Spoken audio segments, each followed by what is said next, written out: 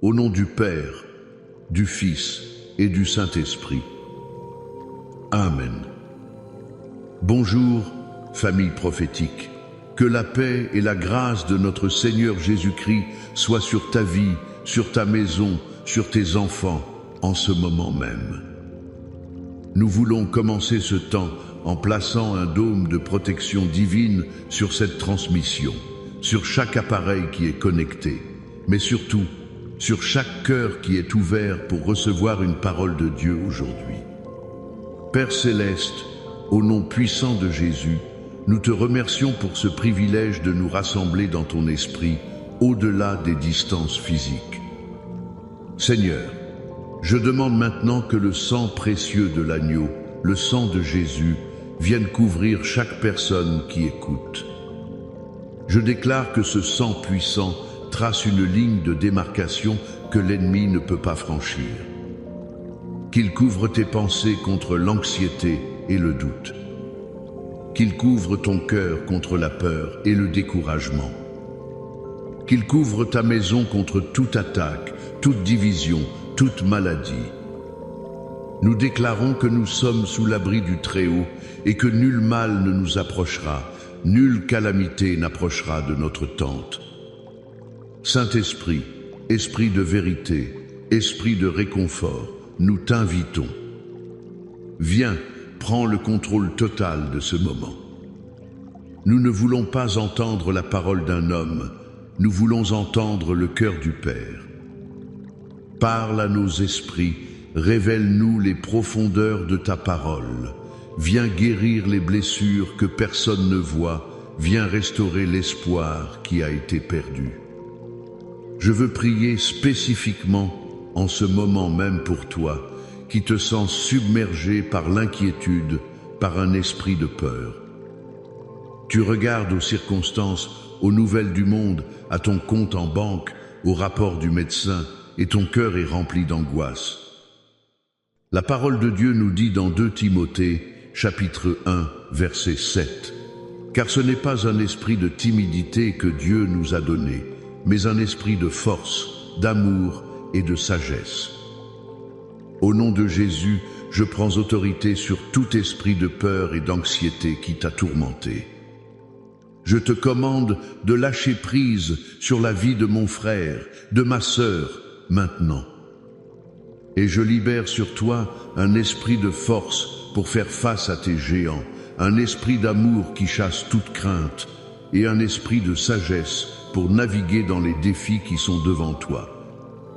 Reçois cette liberté maintenant, au nom de Jésus. Maintenant, famille, avant d'entrer dans la parole, je veux que tu fasses quelque chose de prophétique. Dans les commentaires, écris un grand Amen, je reçois, pour sceller cette prière dans ta vie. Et si tu sens que ce message est pour toi, appuie sur le bouton j'aime. Abonne-toi à notre chaîne pour ne rien manquer de ce que Dieu fait au milieu de nous, la famille prophétique. Et je te demande de partager ce live maintenant avec 7 personnes. 7 est le chiffre de la perfection divine. 7 personnes dans ta vie qui ont besoin d'entendre une parole d'espérance, de confiance et de sérénité. Fais-le maintenant par la foi. Et reste jusqu'à la fin, car à la fin de ce message, je vais prier spécifiquement pour une double percée, une percée dans tes finances et la restauration de la paix dans ton foyer. Ne manque pas ce moment. Le thème que le Seigneur a mis sur mon cœur aujourd'hui est puissant, c'est une double promesse. Le titre est « Double promesse de sérénité et de confiance », Psaume 91 et 23. Écoute-moi bien. Dieu ne nous a pas laissés orphelins dans un monde chaotique. Il nous a donné des promesses qui sont comme des ancres pour notre âme. Et aujourd'hui, nous allons nous plonger dans 2 des plus grands chapitres de réconfort de toute la Bible. Ils ne sont pas contradictoires, ils sont complémentaires. Ils représentent les 2 facettes de la protection et de la provision de Dieu dans nos vies. Le premier point que je veux aborder avec toi se trouve dans le psaume 23. C'est la promesse de la sérénité du berger. Le psaume 23 commence par une des déclarations les plus intimes de toute l'Écriture. L'Éternel est mon berger, je ne manquerai de rien. Réfléchis un instant à cela. David, un roi puissant, un guerrier, ne dit pas l'Éternel est mon général ou mon roi. Il dit mon berger. Quelle image puissante! Le berger connaît chacune de ses brebis par son nom. Il ne les mène pas de loin, il marche avec elles. Il les protège, les nourrit, les soigne. Quand tu déclares l'Éternel est mon berger, tu déclares une relation personnelle et intime. Ce n'est pas le Dieu de tes parents ou de ton pasteur, c'est ton Dieu, ton berger. Et à cause de cette relation, la conséquence est immédiate. Je ne manquerai de rien.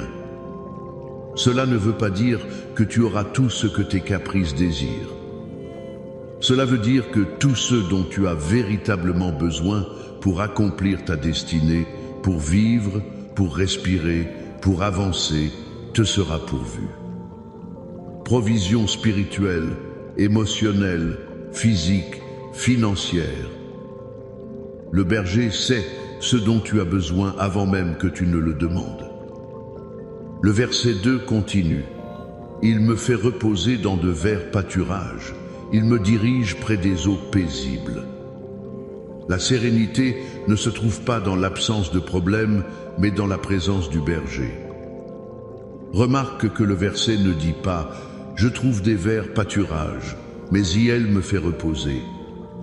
C'est le berger qui connaît les lieux de repos.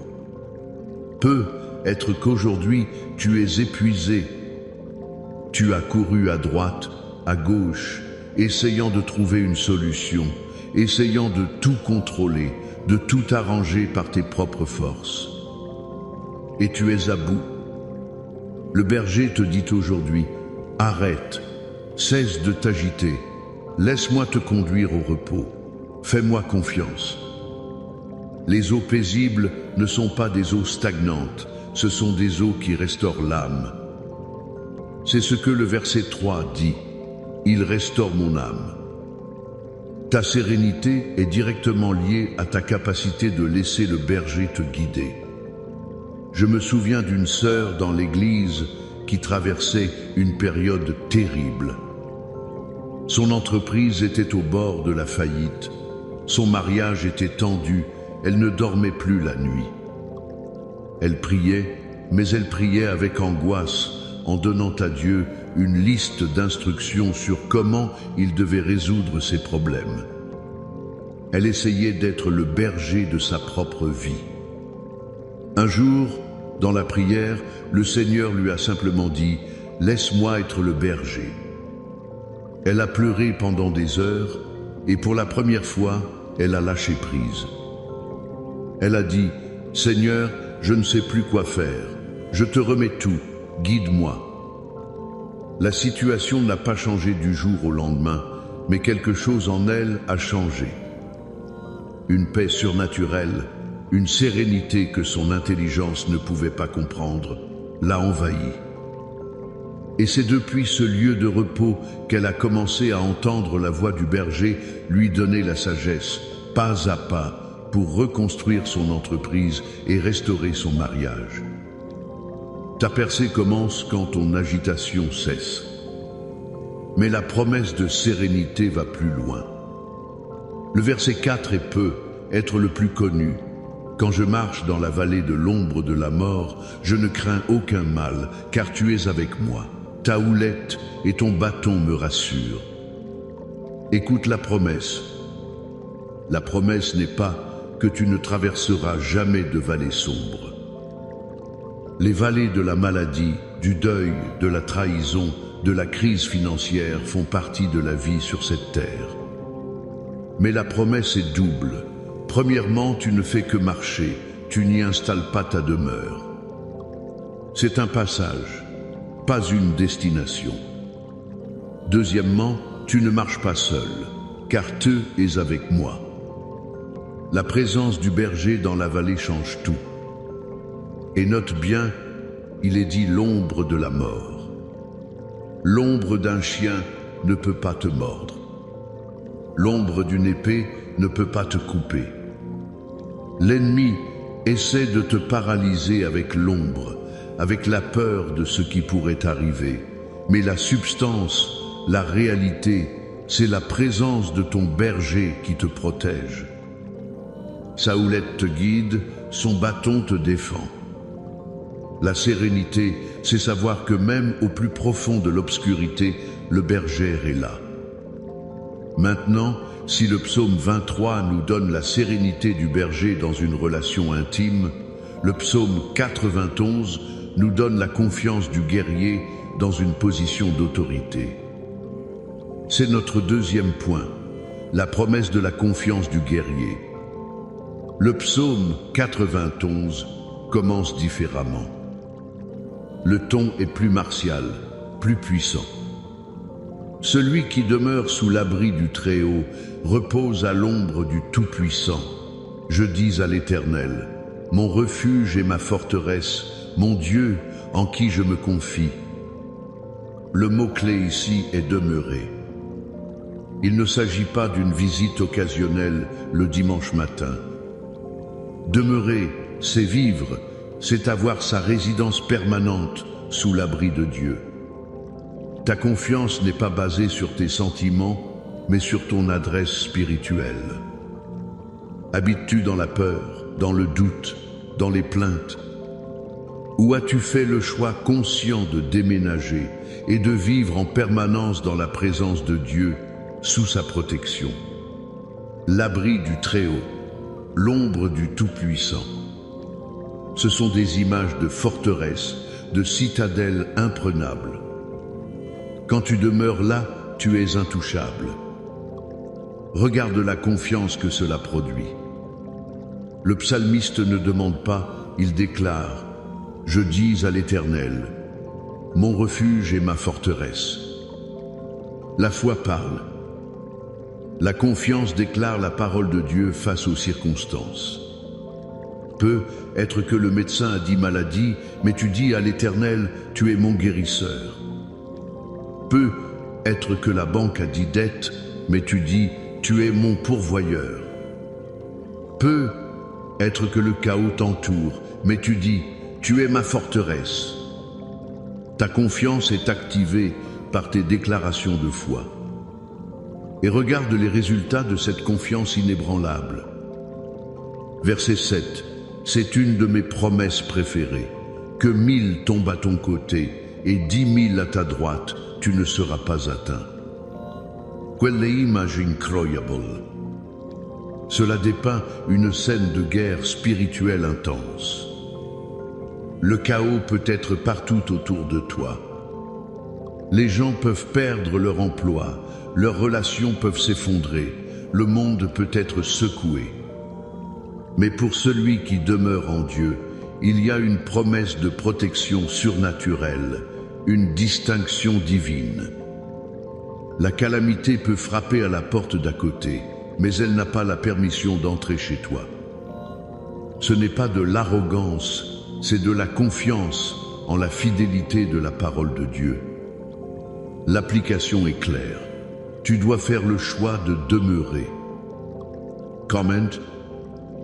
En faisant de la prière non pas un rituel, mais une conversation continue. En te nourrissant de la parole de Dieu chaque jour, pour que ta foi soit fortifiée.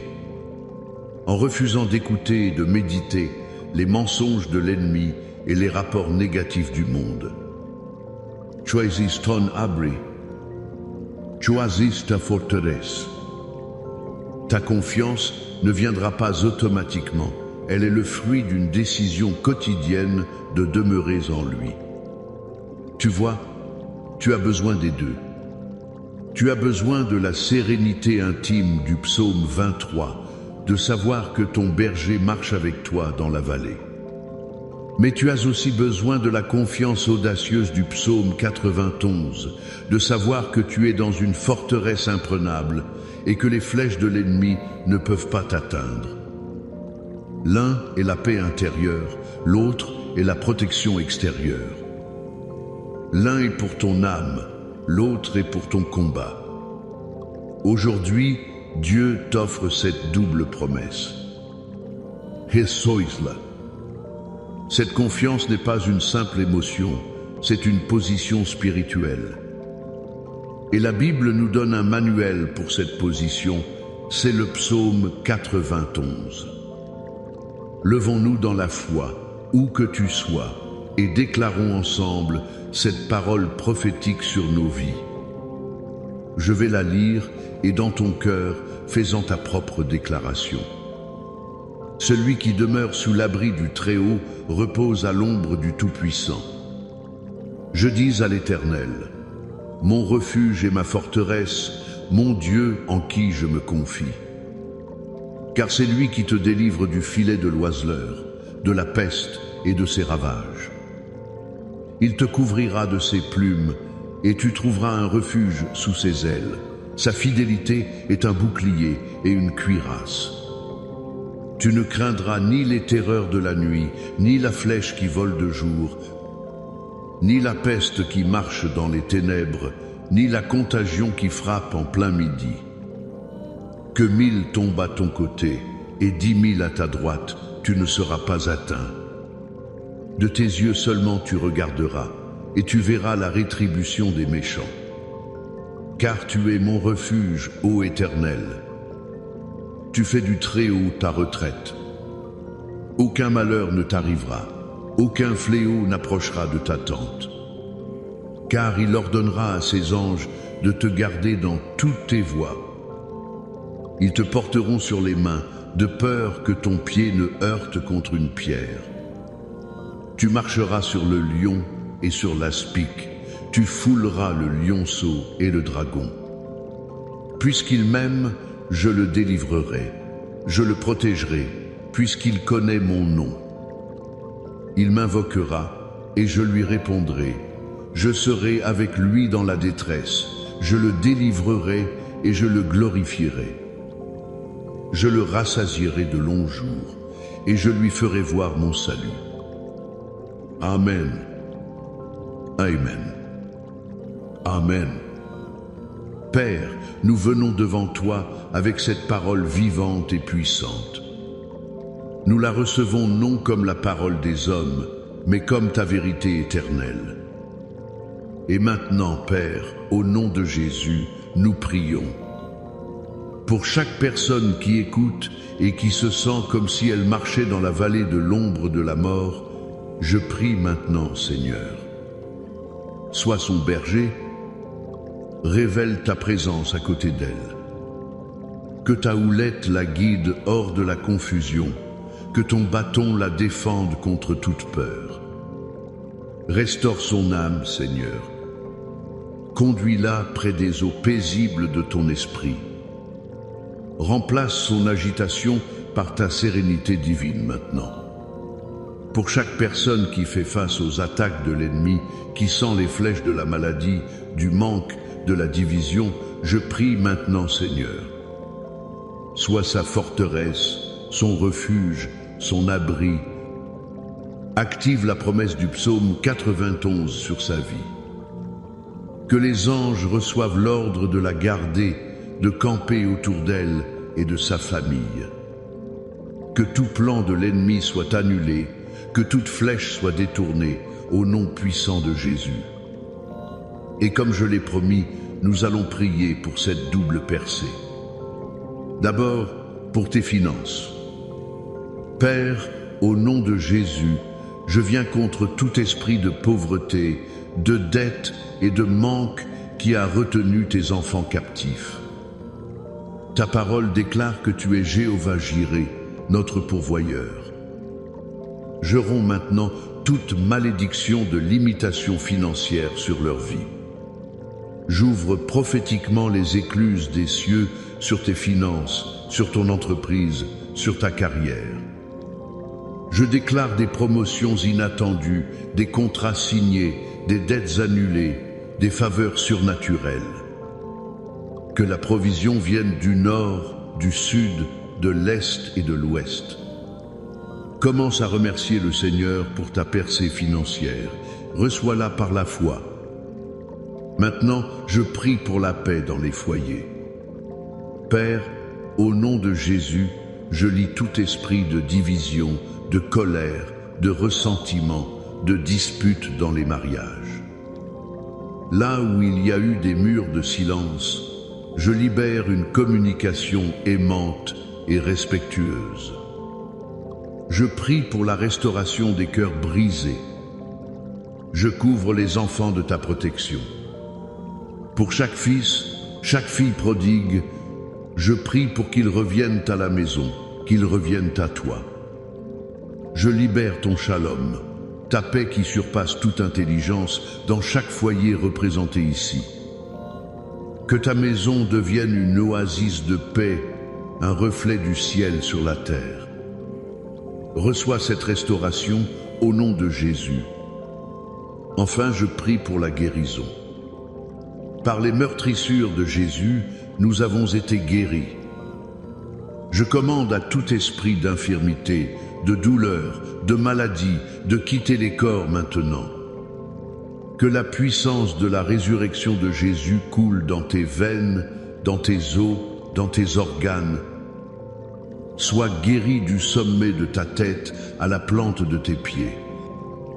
Et nous déclarons la victoire totale dans le domaine spirituel. Nous prenons autorité sur les ténèbres et nous déclarons que les portes de l'enfer ne prévaudront pas contre l'Église de Christ, contre ta vie. La victoire est ton partage. Reçois cette bénédiction finale.